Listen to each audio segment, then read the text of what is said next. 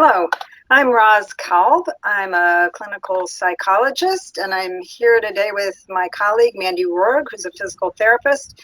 And we want to talk to you about how to handle all that togetherness that we're suddenly experiencing in our homes. So glad to be here with you.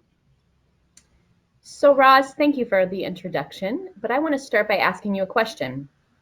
What can too much togetherness mean? What does that mean in your perspective? It's a great question, Mandy, and I think if we asked 10 different people, we would hear 10 different answers. But I think the kind of thing that comes to mind now as families are kind of hunkered down together at home is that it can begin to feel small, even if the house is big.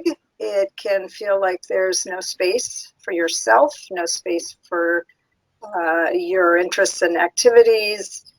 And people can just feel overwhelmed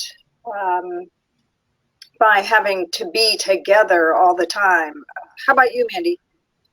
I think you summed it up nicely. I have a husband and a family, and normally we have a really busy, active schedule. So when we come home, it's that opportunity to share about the day, and now we all know what each other did throughout the day. So rather than talking about what we did, we talk a little more about feelings, which is also interesting. But it is a feeling of like your schedules are very smudged. Things aren't as compartmentalized and as scheduled as they were previously. So it can be a little challenging.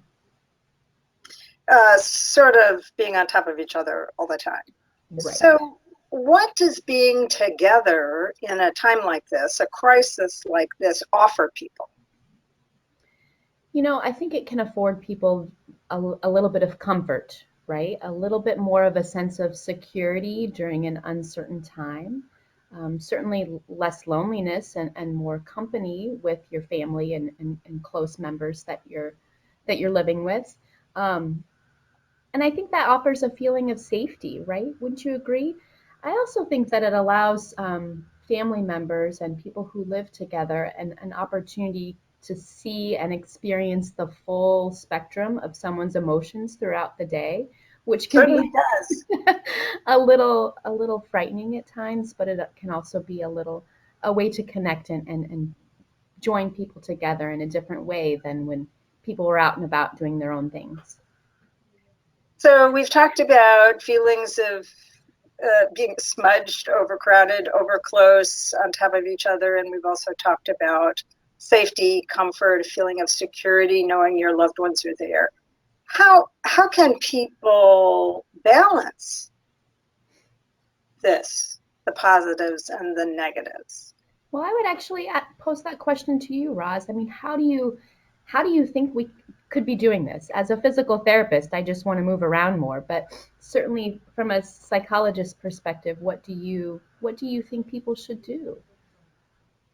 I guess what comes to mind for me is making each of those aspects of this count the best they can. So everybody needs time alone, and so you need to figure out a way, even a small space, to carve out some time that is your time. And then for each person, that means defining what's the best way to use my time alone. Is it to try to find a room by myself for a few minutes just to think and be alone and enjoy the silence? Is it to put on headphones and meditate or listen to music, or go in my garden? It's different for everybody. But to make it count, if it's only 5 minutes of peace and quiet, what do you do to make it feel the most nourishing that it can for you? And I think for time together, you want to do the same thing. You don't want it to be a free-for-all. As much as possible, I think structure helps everybody when you're all together and you're all in each other's face all the time. So when you structure it, it helps to minimize the feelings of being overwhelmed. So if parents need time to work, right? They need time to do whatever they have to do related to their jobs.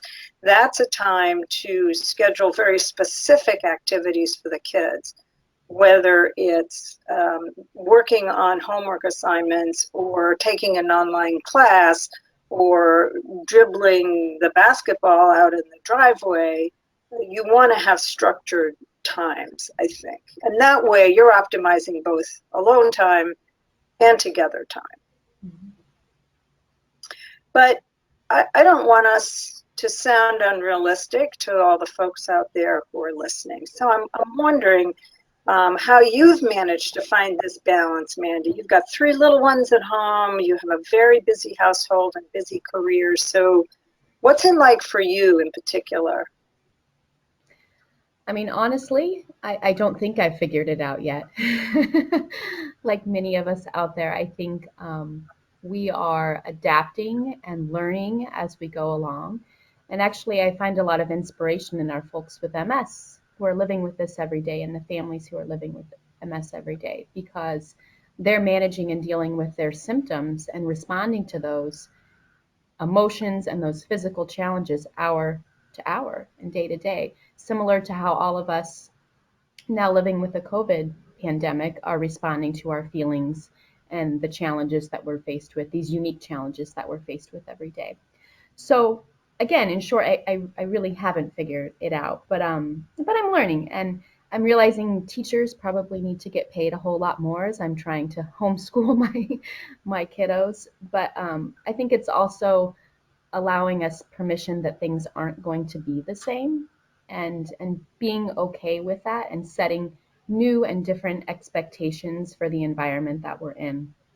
I think that's really important, Mandy, because I think we really have to give ourselves permission to do that. We are doing the best we can. Everybody's doing the best that they can do. And if we fall short in one area or another, or it's not quite as organized and together as it is under regular circumstances, that's okay. We still need to pat each other on the back and say, you know, we're managing this pretty well. Right. And I also think, especially from a parental perspective, we can't undervalue or devalue the life skill opportunities that we're presenting to our children and to each other. Again, I think my aha through all of this is that people with MS are living with similar challenges all of the time. And a lot of the skills that I've observed over the years from those folks are skills that I'm trying to implement day to day, right? Me Using other resources, being adaptable, being willing to try something different and try something new. So thank you to all of our listeners out there because you've taught us a lot.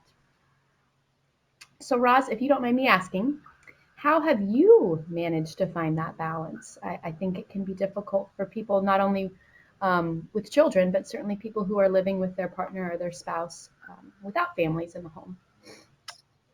So I think in addition to some of the things you've talked about with your family, we've really focused a lot on trying to communicate as openly as we can about how we're doing. In my household, my husband and I sort of take turns with our ups and downs, take turns supporting each other. And so it's really important that if I'm feeling down, crowded, overwhelmed, or whatever else I'm feeling, that I let him know.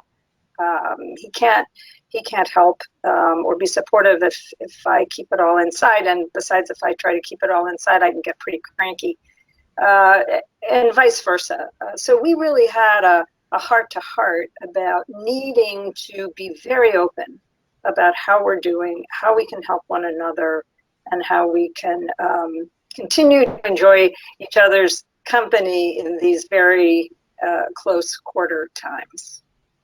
So I suspect the longer we do this, the more opportunities we will get to practice what you're suggesting, Roz, more communication and better communication. So. Yeah, I think we're going to have some time to do that. So good luck, everybody, and stay well.